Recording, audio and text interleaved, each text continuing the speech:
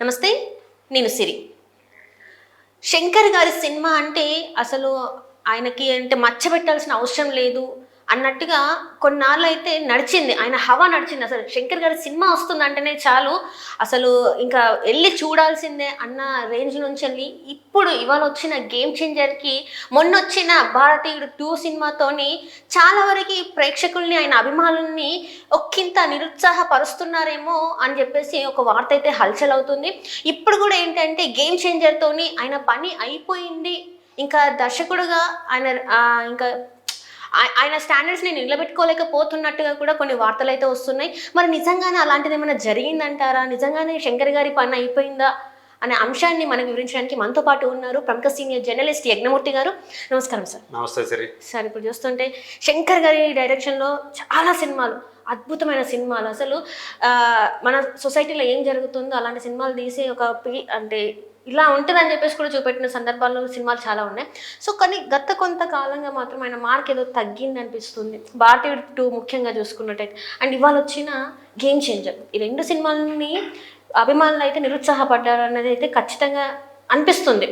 ఏంటి ఇలా అయింది, శంకర్ గారు ఇలాంటి సినిమా తీశారేంటని అని బాధపడుతున్న తరుణంలో మరి కొంతమంది ఏమంటున్నారంటే ఇంకా శంకర్ గారి పని అయిపోయింది దర్శకుడిగా అని చెప్పేసి కూడా ఒక వార్త హల్చల్ అవుతుంది. దీని మీద మీ అభిప్రాయం ఏంటి సార్? శంకర్ ఎలాంటి సినిమాలు చేశారు? శంకర్ అంటే మనకి ఎలాంటి సినిమాలు గుర్తొస్తాయి? ఒక జెంటిల్మెన్, ఒక మొదలవాన్ అంటే ఒకే ఒక్కడు, ఒక భారతీయుడు, ఒక శివాజీ, ఒక రోబో, ఈవెన్ ఆయన మొదట్లో చేసినటువంటి ఒక అపరిచితుడు కానివ్వండి, ఒక బాయ్స్ కానివ్వండి, ఒక జీన్స్ కానివ్వండి. సో ఇలాంటివన్నీ కూడా ఆయన తీసిన ప్రతి సినిమా అంటే ఎక్కువగా ఆయన సిస్టంలో ఉన్నటువంటి లోపాలని ఎత్తి చూపుతూ ఉంటాడు. కరప్షన్ అనేది మన వ్యవస్థల్ని ఎలా నాశనం చేస్తుంది, ఎంత భ్రష్టు పట్టించింది, ప్రజల్ని కూడా ఎలా కరప్ట్ చేస్తుంది అనేది ఆయన ప్రధానంగా తన సినిమాల ద్వారా చూపిస్తూ వచ్చాడు. మ్యాక్సిమం సినిమాల్లో ఆయన కరప్షన్ మీదే ఆయన దృష్టి పెట్టినట్టు మనకు కనిపిస్తుంది. సో దాని చుట్టూ ఆయన అల్లుకున్నటువంటి కథలు అవన్నీ కూడా అంటే ఒకప్పుడు ఆయనకి సుజాత అనే ఒక రైటర్ బాగా నిన్న మొన్నటి దాకా ఆయనే ప్రధాన బలంగా ఉండేవాడు. సుజాత అనేది కలం పేరు, ఆయన అసలు పేరు రంగరాజన్. సో ఆయన ప్రఖ్యాత నవలాకారుడు అక్కడ తమిళంలో.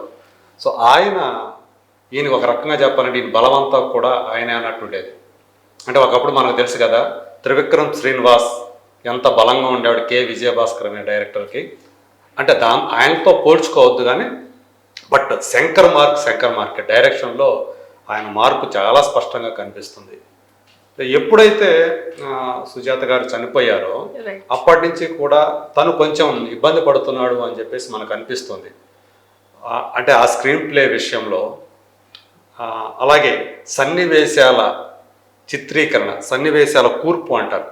ఆ సన్నివేశాన్ని రాసుకునేటప్పుడు దాన్ని ఎలా పకడ్బందీగా రాయాలి, ఎంత ఎఫెక్టివ్గా రాయాలి, ప్రేక్షకుల హృదయాల్లోకి దూసుకెళ్ళేలాగా ఎలా దాన్ని చిత్రీకరించాలి, ఇవన్నీ కూడా చాలామంది శంకర్ని చూసి నేర్చుకున్నారు. ఈవెన్ రాజమౌళి లాంటి డైరెక్టర్ కూడా నేను శంకర్ గారిని చూసి చాలా నేర్చుకున్నానని ఆయన కూడా చెప్పారు. ఒకప్పుడు నాకు కూడా ఇవాళ నన్ను చూసి చాలామంది నేర్చుకుంటున్నామని చెప్తున్నారు, కానీ ఒకప్పుడు నేను శంకర్ గారిని చూసి నేర్చుకున్నాను. సో అలా నాకు ఒక రోల్ మోడల్ అని చెప్పేసి రాజమౌళి లాంటి వాడే చెప్పిన విషయం మనకు తెలుసు. ఈ మధ్య కాలంలో కూడా ఆయన మాట్లాడారు. అలా అయినంత మాత్రాన్ని ఇప్పుడు సుజాత గారు లేరు కాబట్టి ఆయన డీలా పడిపోయారు అనేది కొంచెం చూసినప్పుడు పైకి చూసినప్పుడు కొంచెం నిజమేమో అని అనిపిస్తుంది. ఎందుకంటే ఇండియన్ 2 ఆ సినిమా అంటే భారతీయుడు 2 అనే సినిమా మన ముందుకు వచ్చినప్పుడు ఆ భారతీయుడు తీసిన డైరెక్టర్ అయినా ఈ భారతీయుడు 2 తీసింది అని చాలామంది షాక్కు గురయ్యారు. ఇవాళ ఎలా ఉండే పరిస్థితులు దాన్ని పక్కన పెట్టేసి ఆయన అప్పటి ఆ భారతీయుడినే దృష్టిలో పెట్టుకొని ఇప్పుడు కూడా అదే తీస్తే ఇప్పుడు మొత్తం మారిపోయింది, సినారియో మారిపోయింది, సిస్టమ్ చాలా మారిపోయింది, జనరేషన్స్ మారిపోయాయి. దీన్ని ఆయన దృష్టిలో పెట్టుకోకుండా తీసినట్లుగా అనిపిస్తుంది. స్క్రీన్ ప్లే చాలా సినిమాలో మైనస్ అయిపోయింది ఆ సినిమాలో. అలాగే ఈవెన్ ఆ భారతీయుడు క్యారెక్టర్ని ఆయన డిజైన్ చేసిన తీరు, చూపించిన తీరు కూడా చాలా విమర్శలు పాలైంది.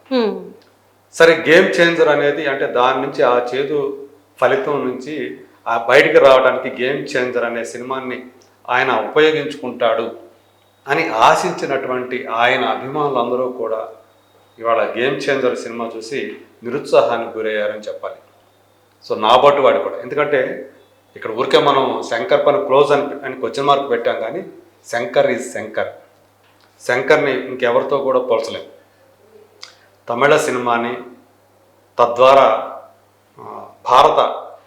భారతీయ సినిమాని ఒక బాగా పేరు వచ్చిన దర్శకుల్లో ఒక 3 decades నుంచి చూసుకుంటే ఖచ్చితంగా అందులో మొదటి వరుసలోనే శంకర్ ఉంటారు. అలాంటి సినిమాలు ఆయన మనకి అందించారు ఆయన. సో గేమ్ చేంజర్లో మనకి ప్రధానంగా ఎందుకు కొంతమంది అలా మాట్లాడుతున్నారంటే, అక్కడ కనిపిస్తున్నటువంటి తప్పులు ఏవైతే ఉన్నాయో, కొన్ని పొరపాట్లు ఏవైతే ఉన్నాయో అవి చూపిస్తూ ఉన్నారు, ఎత్తి చూపుతున్నారు. స్క్రీన్ ప్లేలో దొరికినటువంటి తప్పులు, పైగా ప్రథమార్థం ఒక ఇంటర్వెల్లో ఆ బ్లాక్ మినహాయిస్తే ఆ ముందంతా కూడా చాలా వరకు బోర్ కొట్టించింది సినిమా ఫస్ట్ హాఫ్లో. ఎప్పుడైతే సెకండ్ హాఫ్లో ఫ్లాష్ బ్యాక్ ఎపిసోడ్ వచ్చిందో అప్పన్న క్యారెక్టర్ గేమ్ చేంజర్లో, అప్పుడు ఒక మొమెంటం అనేది మొదలైంది సినిమాలో. అప్పటిదాకా చూసిన సినిమా అంతా కూడా చాలా వరకు కూడా ఆ శంకర్ మార్క్ అనేది కనిపించలే. అలాగే అతను కొంతమంది దుండగుల్ని అతను ఎదుర్కొనే తీరు అదంతా కూడా రొటీన్ టైప్లోనే ఉంది. లేకపోతే over the top, over the board అంటాం, ఓవర్ ద బోర్డ్ వెళ్ళినట్టుగా ఉంటుంది కొన్ని చోట్ల. ఒకసారి ఎలక్షన్ జరిగే టైంలో ఆ బుల్డోజర్ని పెట్టిన విధానం, అంటే జేసీబీస్ని వాడిన విధానం, ఇదంతా కూడా మళ్ళీ మనకి ఎలా ఉంటుందంటే, ఇదివరకు మన బోయపాటి ఎన్ని సినిమాలు ఇలాంటివి చూపించలేదు. ఆ బోయపాటి తరహాలోకి వెళ్ళిపోయింది అది.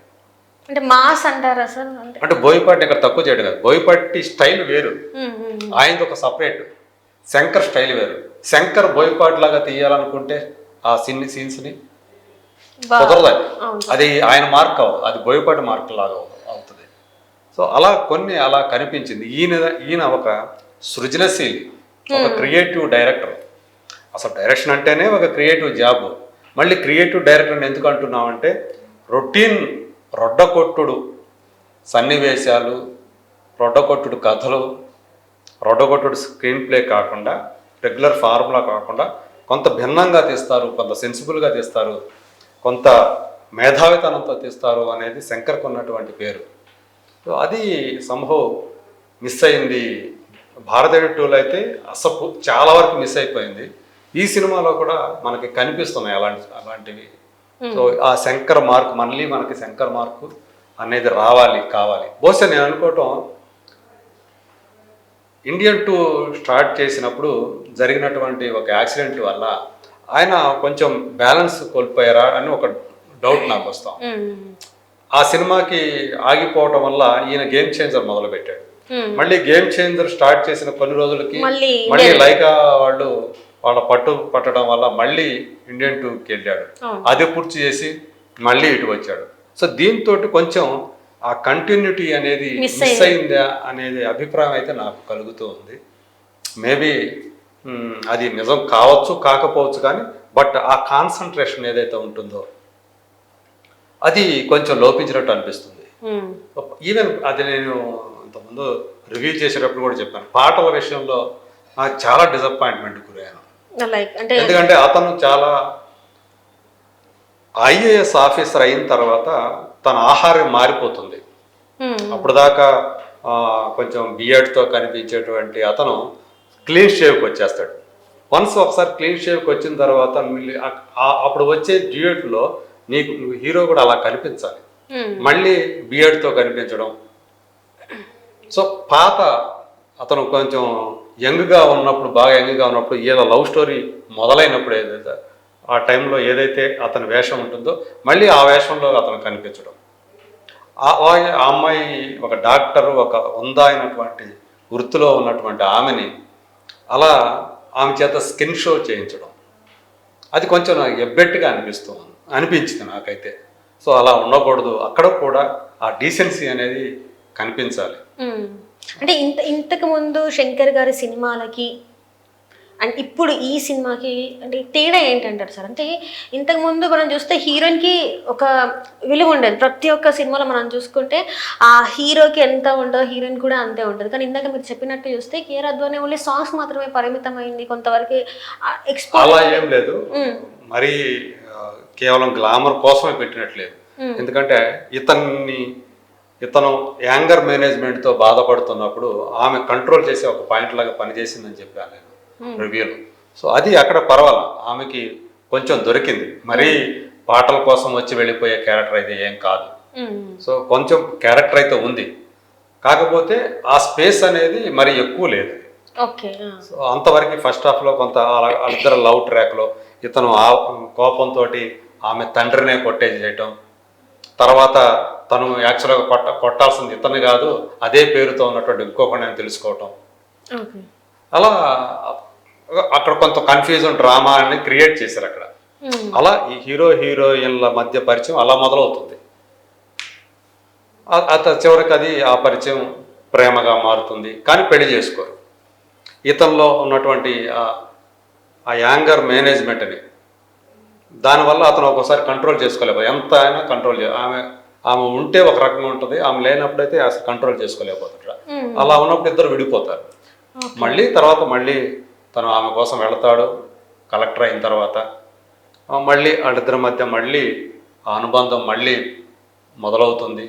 ఇది బాగానే ఉంటుంది. అందువల్ల అది పెద్దగా అక్కడ హీరోయిన్ క్యారెక్టర్ని డిజైన్ చేయటంలో పెద్దగా ఏం అనిపించలేదు. కానీ బట్ హీరో క్యారెక్టర్కి సంబంధించి, అప్పన్న క్యారెక్టర్కి సంబంధించి కానివ్వండి, అలాగే రామ్నందన్ క్యారెక్టర్ సంబంధించి కానివ్వండి, కొన్ని తప్పులు అయితే కనిపించాయి, పొరపాట్లు కనిపించాయి. ఈవెన్ నేను పార్వతి పాత్ర, అంజలి పాత్ర చాలా బాగా ఆ పాత్ర కనిపిస్తుంది. ఫ్లాష్ బ్యాక్లో చూపించినంతసేపు చాలా బాగుంటుంది. ఇప్పుడు ప్రజెంట్ పీరియడ్కి వచ్చేటప్పటికి ఆమె పాత్రకి అన్నెసెసరీగా ఒక అంశాన్ని జోడించారు. అది పెద్దగా ఎఫెక్టివ్గా అనిపించలేదు. అట్లాగే కొన్ని అంశాలు ఇప్పుడు కామెడీ కోసం పెట్టినటువంటి వెన్నెల కిషోర్ అనవసరం. అతను ఎందుకు వెన్నెల కిషోర్ పెట్టాడో తెలియదు. అట్లాగే ఏదో బ్రహ్మానందం కానీ ఒక్క సీన్, జస్ట్ ఒక్క సీన్ అంతే. సో అది కూడా 1 నిమిషం 2 నిమిషాలు ఉంటాడు అంతే. విజయనగరం జిల్లా కలెక్టర్ కనిపిస్తాడు. సో ఒక జిల్లా కలెక్టర్ ఇంకో జిల్లా ప్రొమైసెస్లోకి వెళ్ళాలంటే స్పెషల్ పర్మిషన్ తీసుకోవాలి, చీఫ్ సెక్రటరీ పర్మిషన్ తీసుకొని రావాలి. అక్కడ అలాంటి ఒక క్లాష్ ఒకటి పెట్టారు. అందువల్ల ఇక్కడ ఆ లోపం కనిపించింది. ఎంటర్టైన్మెంట్ విషయానికి వచ్చేటప్పటికి సరైనటువంటి ఇతను సునీల్ చేత చేయించాలనుకున్నారు, కానీ సైడ్ సత్యం అనే క్యారెక్టర్ అది కూడా అంత ఎఫెక్టివ్గా రాలేదు. ఆ ఎంటర్టైన్మెంట్ లోపం అనేది సినిమాలో కనిపించింది. హీరోయిన్ విషయం ప్రస్తావించారు, ఒకటి చెప్తాను. శంకర్ మన శివాజీ సినిమాలో శ్రీ చేత మనకి విగ్గులు పెట్టించి అలా చేశారు కదా, ఇలా చాలా సినిమాలు చేశారు. ఆయన ఇంకా దాంట్లోనే ఉన్నారు. ఇప్పుడు ఆ కాలం దాటిపోయింది. ఇప్పుడు రియలిస్టిక్గా చూసుకోవాలి మీరు. ఇప్పుడు ఇందులో ఈ సినిమాలో కూడా మళ్ళీ అదే తరహాలో రకరకాల జుట్టుకి ప్రయోగాలు చేయటాలు, మిగతా డ్యాన్సర్ల చేత కూడా అలాంటివి విగ్గులు పెట్టించడం, కలర్ విగ్గులు పెట్టించడం, ఇదంతా దాటిపోయాము. అతను అంటే శంకర్ అప్డేట్ కాలేదేమో అని నాకు అనిపిస్తా ఉంది ఈ పాటలు చూసినప్పుడు. ఆయన అప్పుడే ఆ రోజుల్లోనే ఇంకా ఉన్నారు, ఆ తరహాలోనే ఉండిపోయారు అని. సో మారాలి పాటల విషయంలో తను ఖచ్చితంగా. నేను అనుకోవటం ఇప్పుడు ఆ టేస్ట్ మారిపోయింది జనాల్లో. సో తను కూడా దానికి ప్రజల టేస్టులకు అనుగుణంగా మారుతూనే తన మార్పు చూపించాలి. సో అది సంభవం మిస్ అయిపోయిందని చెప్పేసి నాకు అనిపిస్తోంది. ఆయన టేకింగ్లో కూడా అదే కనిపిస్తోంది. స్క్రీన్ ప్లే అండ్ చిత్రీకరణ పరంగా టేకింగ్ అంటే డైరెక్టర్ ప్రతిభ అంతా కూడా ఆ సన్నివేశాన్ని ఎలా చిత్రీకరించాడు అనేది ఆ దర్శకుడి యొక్క ప్రతిభను మనకు పట్టిస్తుంది. అంత ఎఫెక్టివ్గా మనం దాంతో హీరో క్యారెక్టర్ తోటి కథతోటి మనం సహానుభూతి చెందాలి. ఎప్పుడైతే ప్రధాన పాత్రతోటి మనం సహానుభూతి చెందామో, అంటే హీరో ఎమోషన్ లేదా హీరోయిన్ ఎమోషన్ మన ఎమోషన్ అవుతుందో అప్పుడు మనం కనెక్ట్ అవుతాం సినిమాకి. అది సినిమాని ఎక్కడికో తీసుకెళ్తుంది. సంభవం ఇక్కడ అదే మిస్ అయినటువంటి ఫీలింగ్ కలుగుతుంది. ఆ సహానుభూతే లోపించినటువంటి అనుభూతి నాకైతే కలిగింది. బట్ ఇది తాత్కాలికమని నేను అనుకుంటున్నాను. ఇంతటితోటి శంకర్ పని క్లోజ్ అయిందని చెప్పేసి నేనైతే చెప్పను. సో శంకర్ ఆయన టాలెంట్ ఏంటి అనేది ఆయన సినిమాలన్నీ చూపిస్తాను అంటే. అవునవును సార్. సో ఆయన సన్నివేశాన్ని అంతెందుకు జెంటిల్మన్ అనే సినిమాలో ఆయన పట్టుకోవడానికి చరణ్ రాజు ఎంత ప్రయత్నిస్తుంటే అది ఆయనకు దొరకకుండా అర్జున్ చేసేటువంటి ఆ పనులు ఏవైతే ఉంటాయో చాకచక్యంగా తప్పించుకునే సీన్లు ఆయన తీసిన విధానం ఇప్పటికీ కూడా కళ్ళ ముందు కనిపిస్తూనే ఉంటాయి. అది ఏదైతే ఎలుకతోని తనని బంధించినా కూడా అది ఎలుకతో కూడా ఇలా చేయొచ్చా, ఇలా ఇట్లాంటిది ఉంటుందా అని చెప్పేసి కూడా ఉంటది సార్. అది అంత డీటెయిలింగ్ ఉంటుందా? ఆ టార్చర్ సన్నివేశాన్ని కూడా ఆయన అలా చేయడం అసలు ఆ సినిమాలు వేరు సార్.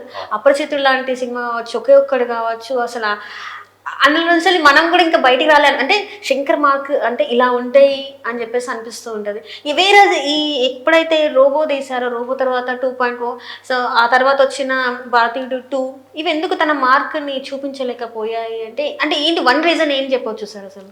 అది నేను అనుకోవడం, అది ఒక బలమైనటువంటి రచయిత ఇంతకుముందు ఉన్నాడు, ఆ బలమైనటువంటి రచయిత ఇప్పుడు లేడు ఆయన చేతిలో. రైట్. బహుశా ఇంకా ఫ్యూచర్లో ఆయన అక్కడ ఎక్కడ ఆయన వీక్నెస్ ఉందో దాన్ని ఆయన పూరించుకోగలిగితే ఆయన మళ్ళీ తిరిగి మళ్ళీ శంకర్, దిస్ ఈజ్ శంకర్ అనేది మళ్ళీ ఆయన అనిపించుకుంటాడు. నేను అనుకోవటం బహుశా అదైతే బ్యాడ్ ఫిల్మ్, ఇది భారతీయుడు 2 అయితే. సో దానికంటే ఇది బెటర్. సో ఇది అంత బ్యాడ్ ఫిలిం కాదు, గేమ్ చంద్రది బెటర్ ఫిల్మే దాంతో పోల్చుకుంటే. సో నెక్స్ట్ మూవీకి నేను అనుకుంటే ఇంకా బెటర్ ఫిల్మ్ ఆయన నుంచి, శంకర్ నుంచి వస్తుందనే నమ్మకం అయితే నాకు బలంగా ఉంది. సో తను ఎక్కడ పొరపాట్లు జరుగుతున్నాయి ఏంటి అనేది చూసుకుంటే అయిపోతుంది.